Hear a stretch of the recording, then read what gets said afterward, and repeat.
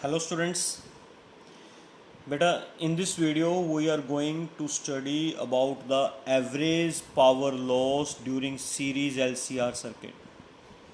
ਇਹ ਟੌਪਿਕ ਬਹੁਤ ਇੰਪੋਰਟੈਂਟ ਹੈ ਕਿਉਂਕਿ ਇਹ ਟੌਪਿਕ ਜਿਵੇਂ ਅਸੀਂ ਇਕੱਲਾ LCR ਸਰਕਿਟ ਨਹੀਂ ਅਸੀਂ ਇੰਡੀਵਿਜੂਅਲ ਸਰਕਿਟਸ ਬਾਰੇ ਵੀ ਡਿਸਕਸ ਕਰਾਂਗੇ। ਮਤਲਬ ਇਕੱਲੇ ਆਰ ਜਦੋਂ ਸਰਕਿਟ 'ਚ ਇਕੱਲਾ ਆਰ ਹੋਵੇ ਫਿਰ ਕਿੰਨੀ ਪਾਵਰ ਲੋਸ ਹੋਏਗੀ, ਸਰਕਿਟ 'ਚ ਇਕੱਲੀ ਇੰਡਕਟਰ ਲੱਗੀ ਹੋਵੇ ਫਿਰ ਕਿੰਨੀ ਪਾਵਰ ਲੋਸ ਹੋਏਗੀ, ਸਰਕਿਟ 'ਚ ਇਕੱਲਾ ਕਪੈਸੀਟਰ ਹੋਵੇ ਫਿਰ ਕਿੰਨੀ ਪਾਵਰ ਲੋਸ ਹੋਏਗੀ, ਜੇ ਸਰਕਿਟ 'ਚ ਤਿੰਨੇ ਨੇ ਫਿਰ ਕਿੰਨੀ ਪਾਵਰ ਲੋਸ ਹੋਏਗੀ, ਅਗਰ ਸਰਕਿਟ 'ਚ ਦੋ ਕੰਪੋਨੈਂਟਸ ਨੇ ਆਰ ਐਂਡ ਐਲ ਹੈ ਜਾਂ ਆਰ ਐਂਡ ਸੀ ਹੈ ਜਾਂ ਐਲ ਐਂਡ ਸੀ ਹੈ ਫਿਰ ਕਿੰਨੀ ਪਾਵਰ ਲੋਸ ਹੋਏਗੀ। ਇਹ ਸਾਰਾ ਜਿਹੜੇ 7 ਟੌਪਿਕਸ ਦੇ ਆਪਾਂ ਨੇ ਫੇਜ਼ ਰਿਲੇਸ਼ਨ ਕੀਤੇ ਸੀ ਨਾ, ਫੇਜ਼ ਰਿਲੇਸ਼ਨ ਕੀਤੇ ਸੀ ਬੇਟਾ 7 ਟੌਪਿਕਸ ਦੇ, ਉਹਨਾਂ 7 ਟੌਪਿਕਸ ਦੇ ਅਸੀਂ ਐਵਰੇਜ ਪਾਵਰ ਲੋਸ ਵੀ ਫਾਈਂਡ ਆਊਟ ਕਰਾਂਗੇ, ਐਵਰੇਜ ਪਾਵਰ ਲੋਸ ਕੈਲਕੂਲੇਟ ਕਰਾਂਗੇ। ਬਟ ਪਹਿਲਾਂ ਕੈਲਕੂਲੇਟ ਕਰਾਂਗੇ LCR ਸਰਕਿਟ ਦਾ, ਹੈ ਨਾ।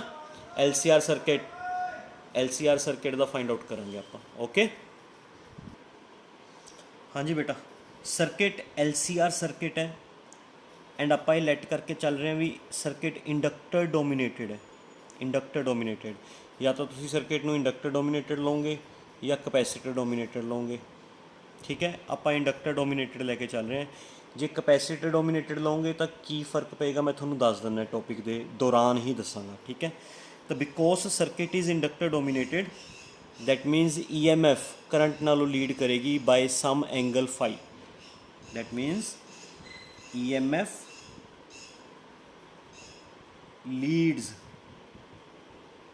from current by some phase angle phi। तो अगर तुसी EMF the equation E is equal to E naught sine omega T लिख रहे हो तो बेटा थोड़ी करंट दी इक्वेशन लिखी जाएगी आई नोड साइन ओमेगा, क्योंकि करंट पीछे रह रहे हैं, EMF लीड कर रही है, करंट पीछे रह रहे हैं तो तुसी माइनस लोगे। कितना एंगल पीछे रह रहे हैं फाई। अगर ये सर्किट कैपेसिटर डोमीनेटेड हुंदा, अगर ये सर्किट कैपेसिटर डोमीनेटेड हुंदा फिर तुसी कहंदे भी EMF लैग कर रही है from I, EMF lag from I by some angle phi. फिर EMF की इक्वेशन आ लिखते तो करंट की इक्वेशन चूरे प्लस पा देंगे भी करंट लीड कर रहे, करंट EMF नालों अगे निकल रहे। जे कैपेसिटर डोमीनेटेड होंदा मतलब जे इंडक्टर डोमीनेटेड है तो माइनस, जे कैपेसिटर डोमीनेटेड है तो प्लस। आंसर च कोई फर्क नहीं पैना, चाहे तुसी इंडक्टर डोमीनेटेड नाल लैके कर लो क्वेश्चन, चाहे तुसी कैपेसिटर डोमीनेटेड नाल लैके क्वेश्चन कर लो, थोड़े आंसर च कोई फर्क नहीं पेगा। मतलब चाहे तुसी उरे प्लस लैके कर लो चाहे तुसी उरे माइनस लैके कर लो, थोड़े आंसर में कोई फर्क नहीं पैन लग गया। ठीक है, तो मैं शुरू तो चलदा भी आपां एवरेज पावर लॉस कैलकुलेट करना है ड्यूरिंग LCR सर्किट। सर्किट च तिन्ने कंपोनेंट्स लगे हुए हैं। ठीक है, एंड सर्किट इंडक्टर डोमीनेटेड लैट कर लिया है ना। इंडक्टर डोमीनेटेड दैट मीनस कि EMF करंट नालों अगे चलेगी, करंट EMF नालों पीछे रहेगा। कितना एंगल पीछे रहेगा फाई। ये देखते हुए असी EMF की इक्वेशन लिख ली, करंट की इक्वेशन लिख ली। ठीक है, now instantaneous power loss, instantaneous power loss ਇਹਦਾ फार्मूला इंस्टेंटेनियस पावर ਦਾ rate of doing work with respect to time भी ਹੁੰਦਾ या E इंटू आई भी ਹੁੰਦਾ।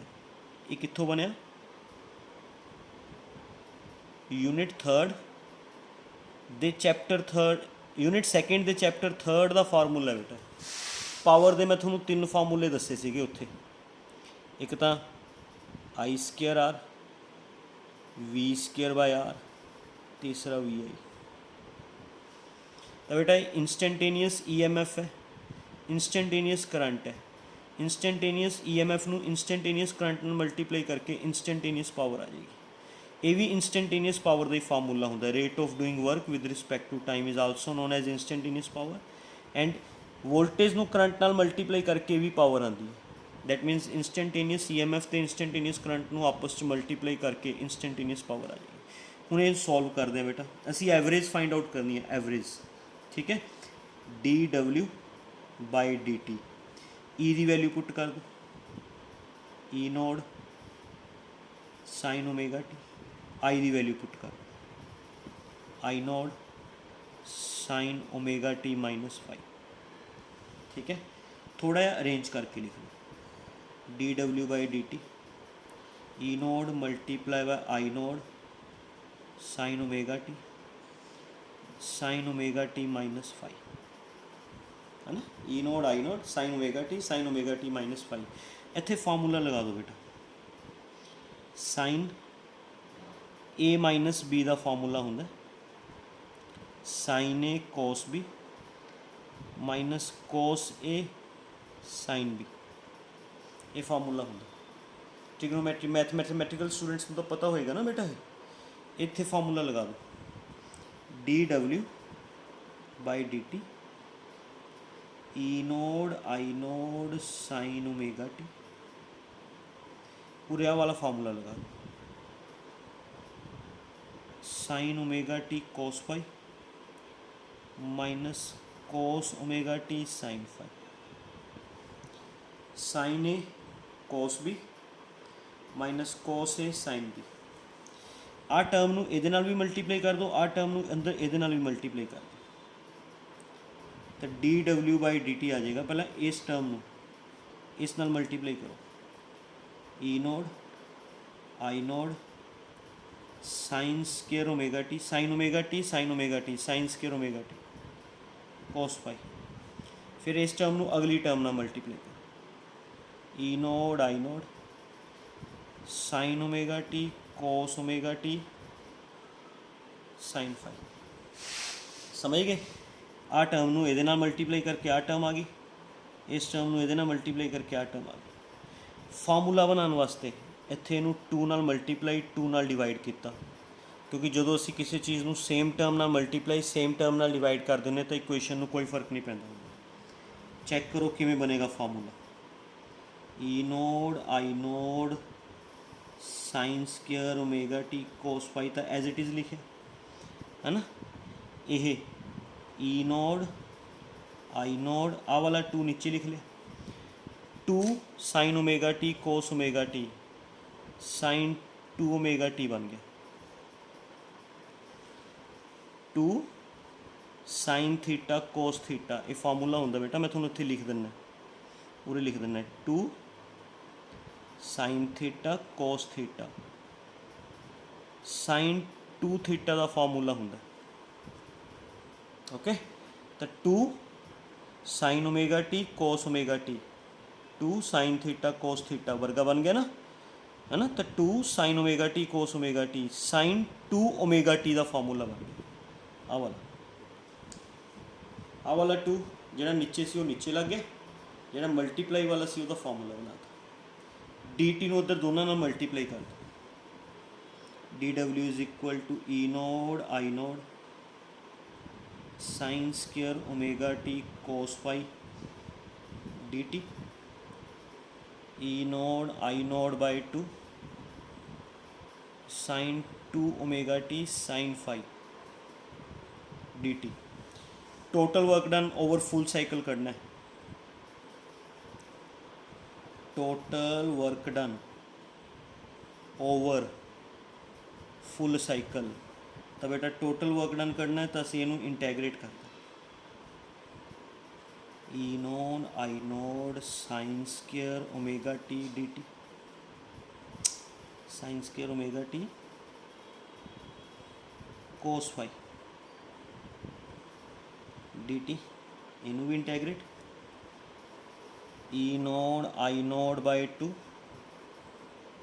Sign 2 omega T sine phi D T.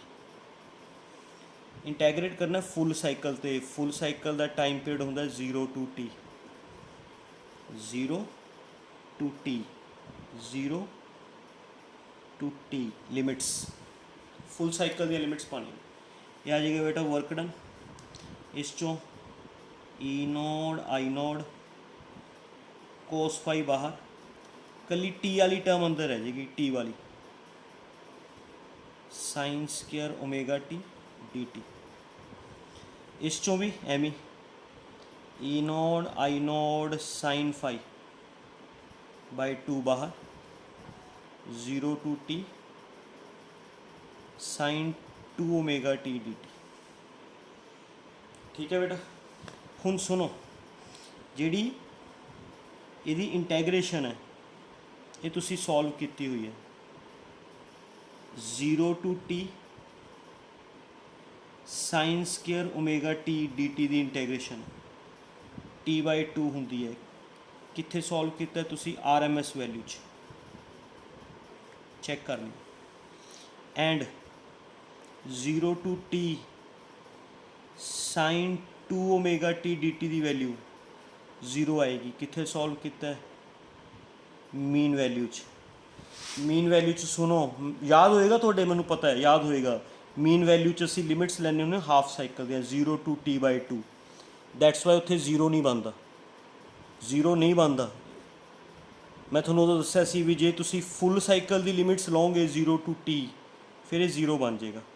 ਇਹ ਤੁਸੀਂ ਆਪ ਸੋਲਵ ਕਰਕੇ ਦੇਖ ਲਿਓ ਬੇਟਾ, ਸੋਲਵ ਕਰਕੇ ਦੇਖਣਾ ਹੈ। ਜਿਵੇਂ ਮੀਨ ਵੈਲਿਊ 'ਚ ਇਹਨੂੰ ਇੰਟੈਗਰੇਟ ਕੀਤਾ ਨਾ, ਬਸ ਮੀਨ ਵੈਲਿਊ 'ਚ ਮੈंने ਲਿਮਿਟਸ ਲਿੱਤੀ ਸੀ 0 to t/2, ਉਹ t/2 ਦੀ ਜਗ੍ਹਾ ਲਿਮਿਟਸ t ਲੈ ਕੇ ਸੋਲਵ ਕਰਕੇ ਦੇਖਿਓ 0 ਬਣੇਗੀ ਇੰਟੈਗਰੇਸ਼ਨ। ਇਹ ਸਾਨੂੰ ਸੋਲਵ ਕਰਨ ਦੀ ਲੋੜ ਨਹੀਂ ਹੈ ਬੇਟਾ, ਓਕੇ। ਇਹ ਸੋਲਵ ਕਰਨ ਦੀ ਲੋੜ ਨਹੀਂ ਹੈ, ਡਾਇਰੈਕਟ ਵੈਲਿਊਜ਼ ਪੁੱਟ ਕਰੋ। ਸਾਈਨ ਸਕੇਅਰ ਓਮੇਗਾ ਟੀ ਇਹਦੀ ਇੰਟੈਗਰੇਸ਼ਨ t/2, ਇਹਦੀ ਇੰਟੈਗਰੇਸ਼ਨ 0 ਹੁੰਦੀ ਹੈ ਬੇਟਾ, ਐਗਰੀਡ। ਇਹਦੀ t/2 sign square omega T ਦੀ t/2 ਇਹਦੀ 0 ਹੁੰਦੀ ਹੈ। ਇਹ ਦੋਨੇ ਵੈਲਿਊਜ਼ ਉੱਪਰ ਪੁੱਟ ਕਰ ਦਿਓ। ਇਹ ਸੋਲਵ ਕਰਨ ਦੀ ਲੋੜ ਨਹੀਂ ਬੇਟਾ ਤੁਹਾਨੂੰ, ਠੀਕ ਹੈ। No need to solve, direct values put ਕਰੋਗੇ ਤੁਸੀਂ। ਇਹਦੀ ਸੋਲਵ ਕਰਨ ਲੱਗ ਗਏ ਇੱਕ ਤਾਂ ਕਨਫਿਊਜ਼ ਹੋ ਜਾਓਗੇ, ਕੋਈ ਗਲਤੀ ਹੋ ਗਈ ਫਿਰ ਪ੍ਰੋਬਲਮ ਹੈ ਨਾ। ਸਿੱਧੀਆਂ ਡਾਇਰੈਕਟ ਵੈਲਿਊਜ਼ ਪੁੱਟ ਕਰੋ, ਕੋਈ ਮਾਰਕਸ ਨਹੀਂ ਕੱਟਦੇ ਬੇਟਾ ਇਹਦੇ, ਠੀਕ ਹੈ। ਤਾਂ ਆਪਣੇ ਕੋਲ ਵਰਕ ਡਨ ਦਾ ਜੋ ਫਾਰਮੂਲਾ, ਵਰਕ ਡਨ ਦਾ W ਇਹ ਬਚੇਗਾ ਬੇਟਾ E naught I naught cos phi. ये बेटा वो वैल्यू पुट करती मैंने t/2, ठीक है, minus E naught I naught sine phi by 2, ये वैल्यू वो पुट करती 0। 0 मल्टीप्लाई बाय एनीथिंग 0 है ना बेटा।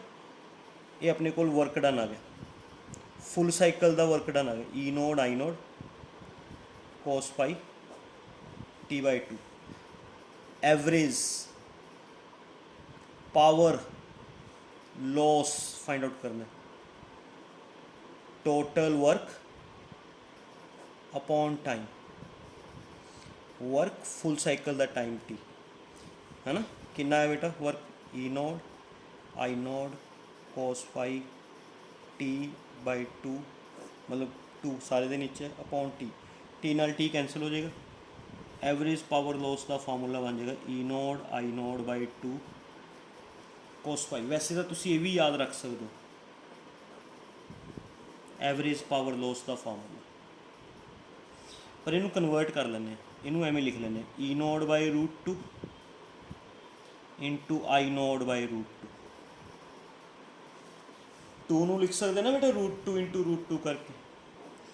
E नोड बाई √2 वैल्यू होंगी है EV, I node by √2 value होंगी है IV। RMS वैल्यूज़ है ना बेटा, ये RMS वैल्यूज़ है, तो फार्मूला बन जाएगा EV IV cos phi.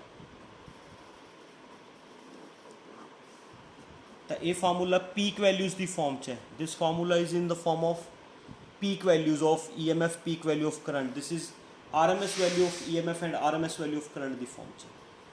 And ये पावर लॉस पूरे LCR सर्किट का, LCR सर्किट का मैं एक बार थोड़ा रिवाइज करवा देना सारा टॉपिक, ठीक है। असी ये लेट करके चले सी भी सर्किट इंडक्टर डोमिनेटेड है, इस करके EMF लीड करेगी करंट नालों by some angle phi, current पिछे रहेगा। उसनू देखते हुए असी EMF की इक्वेशन लिखती, करंट की इक्वेशन लिखती। अगर एक कैपेसिटर डोमिनेटेड होंदा फिर करंट लीड करता, फिर असीं इत्थे प्लस लेंदे, फिर सारे फार्मूले च इत्थे प्लस आ जाता, plus plus plus plus plus है ना। पूरे जाके भी प्लस आ जाता, पिछे वाली टर्म तो 0 ही हो जानी सी। तो चाहे इत्थे माइनस होवे, चाहे इत्थे माइनस होवे, चाहे इत्थे प्लस होवे, है ना। आ पिछे वाली टर्म ने तो 0 ही होना है, तो अपने आंसर में कोई फर्क नहीं पैना।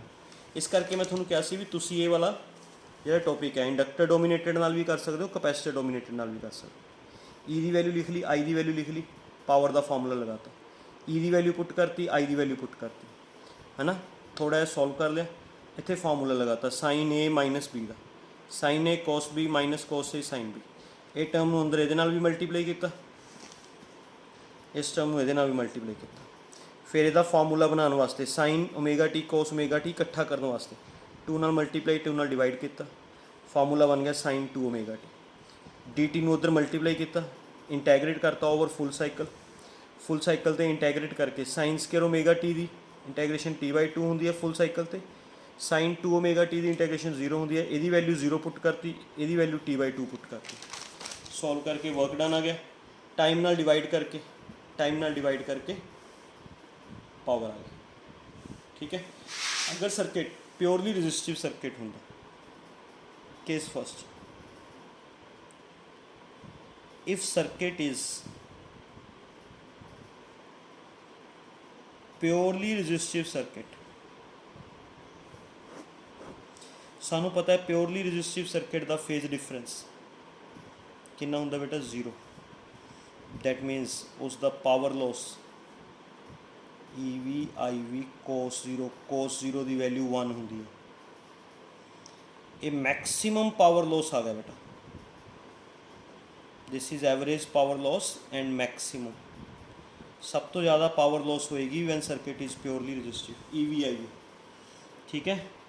Case second, if circuit is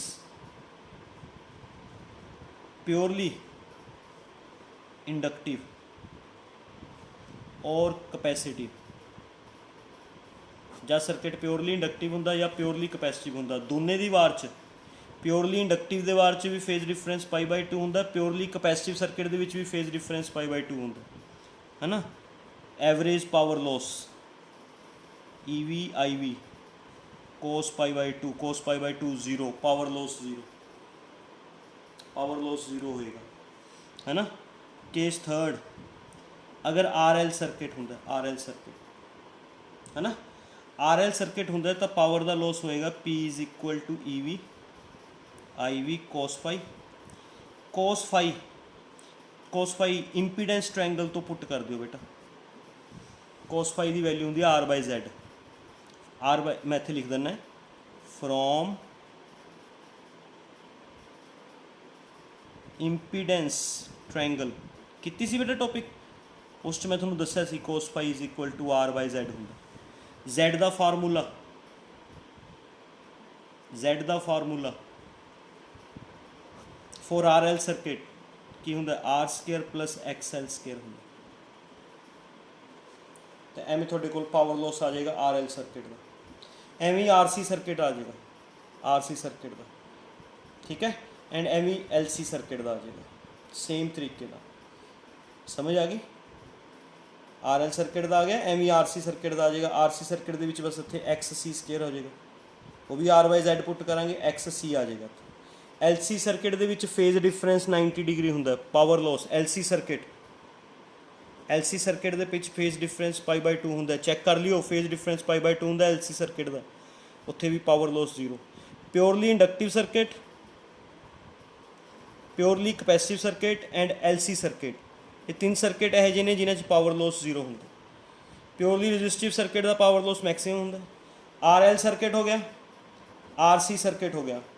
RL circuit च इत्थे XL आ गया, RC सर्किट च इत्थे XC आ जाएगा। बस cos phi की वैल्यू एवं R/Z की फॉर्म Z का फार्मूला ये वाला लगा के सॉल्व कर सकते।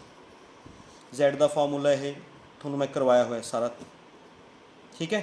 ये थोड़े सारे टॉपिक्स हो गए, कल्ले R वाला हो गया, कल्ले L वाला हो गया, कल्ले C वाला हो गया, RL वाला हो गया, RC वाला हो गया, LC वाला हो गया एंड RLC वाला हो गया। 7 ਦੇ 7 टॉपिक्स एक टॉपिक नाल कवर होंगे ने। ਤੁਹਾਨੂੰ ਇਸ ਦੇ ਵਿੱਚ ਨਾ ਬੁੱਕ ਦੇ ਵਿੱਚ ਅਲੱਗ-ਅਲੱਗ ਟੌਪਿਕਸ ਦਿੱਤੇ ਹੋਏ ਨੇ ਬੇਟਾ, ਸੁਣੋ ਕੇਅਰਫੁਲੀ। ਬੁੱਕ ਦੇ ਵਿੱਚ ਇਕੱਲੇ R ਦਾ ਟੌਪਿਕ ਅਲੱਗ ਦਿੱਤਾ ਹੋਇਆ, ਅਲੱਗ ਟੌਪਿਕ, ਇਕੱਲੇ L ਦਾ ਅਲੱਗ ਦਿੱਤਾ ਹੋਇਆ, ਇਕੱਲੇ C ਦਾ ਅਲੱਗ ਦਿੱਤਾ ਹੋਇਆ, RL ਦਾ ਅਲੱਗ ਦਿੱਤਾ ਹੋਇਆ, RC ਦਾ ਅਲੱਗ ਦਿੱਤਾ ਹੋਇਆ, LC ਦਾ ਅਲੱਗ ਹੈ ਸ਼ਾਇਦ, ਐਂਡ RLC ਦਾ ਫਿਰ ਇਕੱਠਾ ਅਲੱਗ ਹੈ। 7 ਟੌਪਿਕ ਦਿੱਤੇ ਹੋਏ ਨੇ, ਉਹ 7 ਟੌਪਿਕ ਕਰਨ ਦੀ ਲੋੜ ਨਹੀਂ ਹੈ ਬੇਟਾ। ਠੀਕ ਹੈ। ਪੇਪਰ 'ਚ ਕੋਈ ਮਰਜ਼ੀ ਟੌਪਿਕ ਆਵੇ, RLC वाला टॉपिक करो, आ वाला LCR वाला, ये सारा टॉपिक करो एंड तक करो बेटा, उरे तक। इस तो बाद जेड़ा पुछे क्वेश्चन वो वाला केस कर दो। मान लो सर्किट च प्योरली रजिस्टिव पूछा है तो प्योरली रजिस्टिव सर्किट ला के सॉल्व कर दो, प्योरली इंडक्टिव पूछा है तो वो लगा के सॉल्व कर लो, प्योरली कैपेसिटिव पूछा है तो वो नाल सॉल्व कर लो। अलग अलग टॉपिक सॉल्व करने की लोड़ नहीं है बेटा, नो नीड 7 टॉपिक्स का बर्डन माइंड ते पाने की लोड़ नहीं है। एक टॉपिक का बर्डन पाओ, वो स्पैशल केसिस प्रिपेयर करो। Clear? Hope you understand very well. Thank you very much.